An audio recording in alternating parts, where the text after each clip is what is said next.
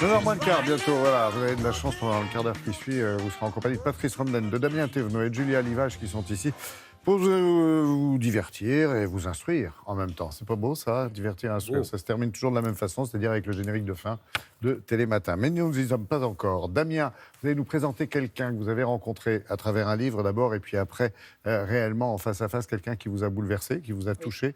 Le chef très œcuménique, certains diront le pape de la pâtisserie française, Philippe Conticini. Exactement, le pape de la pâtisserie française, la crème de la crème, c'est quelqu'un qui est reconnu à l'international.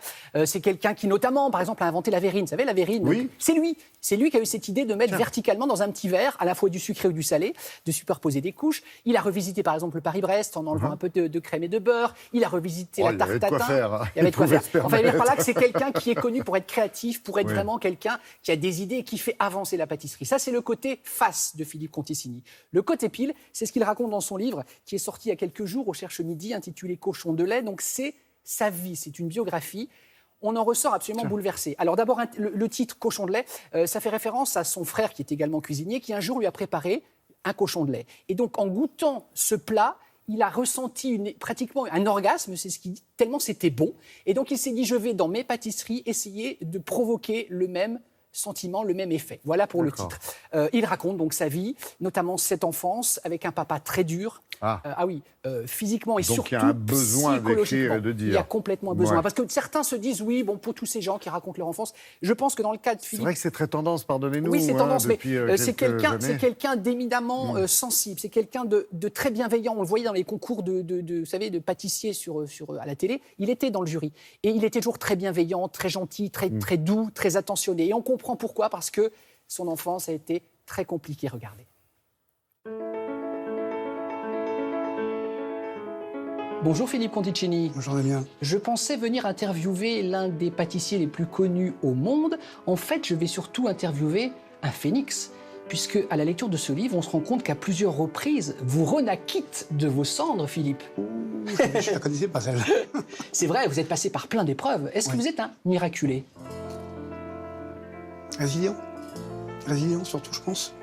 Et ma vie a souvent fait comme ça, et j'ai toujours rebondi. Non, je suis résilient. Miraculé peut-être, je sais pas.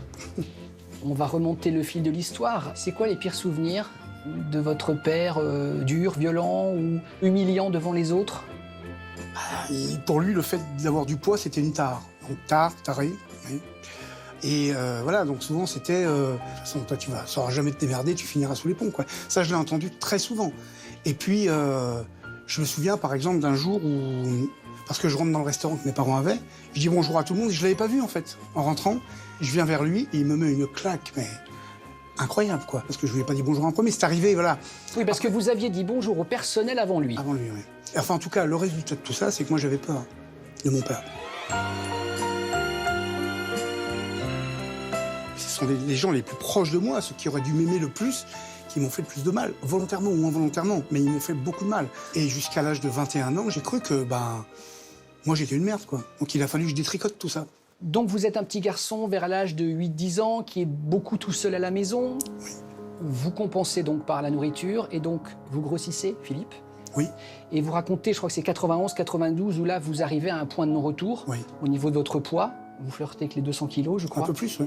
Et qu'est-ce qui se passe le soir quand vous terminez votre service? Vous êtes en cuisine avec votre frère, vous allez dans un fast-food. Alors oui, je le faisais pas tous les jours, bien sûr, mais oui, ça m'arrivait. Ouais. Et j'achetais, oh là là, mon Dieu, je sais pas, une douzaine de hamburgers. J'achetais des frites avec, 7, 8.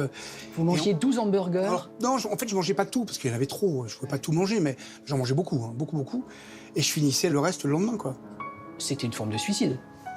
Oui, pas plus que ça, oui, c'est exactement ça. Oui, je me laissais aller. Et d'autant plus que, ce qui est quand même assez fou et paradoxal, c'est qu'on me prenait pour un des meilleurs pâtissiers de France, le plus créatif, et que dans mon domaine qui était petit, là où je faisais mes gâteaux, là par contre, je m'exprimais comme un artiste, quoi. Que je suis d'ailleurs en fait. Mais je me rendais même pas compte. C'est-à-dire, je me rendais pas compte de l'impact que ça avait et que ça allait avoir sur ma vie, que ça avait déjà sur ma vie. Je le vivais pas à la hauteur de ce que ça devait m'apporter et de ce que ça représentait. Et quelque part, est-ce qu'on peut dire qu'en faisant les plus beaux gâteaux, les meilleurs gâteaux, en donnant le maximum de plaisir aux gens, Vous leur donnez de l'amour et vous en recevez en retour. Je vais vous dire la vérité, parce que je devrais peut-être pas le dire, mais oui, beaucoup, beaucoup. C'est tellement extraordinaire de recevoir ce que vous venez de dire, c'est-à-dire en fait c'est de l'amour, quoi. Et moi ça me... Mais est-ce que ça arrivera à combler le manque du passé? Non, jamais, je pense. Non. Mais de toute façon, je n'ai jamais baissé les bras. Voilà. Et je ne les baisserai pas jusqu'à mon dernier souffle. Je serai toujours l'homme que je suis jusqu'au bout. J'aime la vie, j'aime les gens, j'aime les hommes, qu'un grand H. J'ai la foi en nous. Ça, c'est sûr que j'ai la foi. Ah, putain, j'ai la foi en ce qu'on est. Et j'y crois profondément. Moi, je crois que j'aime, voilà. Je n'ai plus rien à ajouter. Merci beaucoup. C'est moi qui Philippe vous remercie. Conticini. Merci pour votre bienveillance. Merci beaucoup. Cochon de lait, donc pardon, je suis encore ému par la rencontre avec Philippe Conticini. Donc édition Cherche Midi, c'est sorti il y a quelques jours, et la preuve que quand on démarre mal dans la vie, on peut, avec de la force, il faut la trouver cette force, on peut aller très très haut.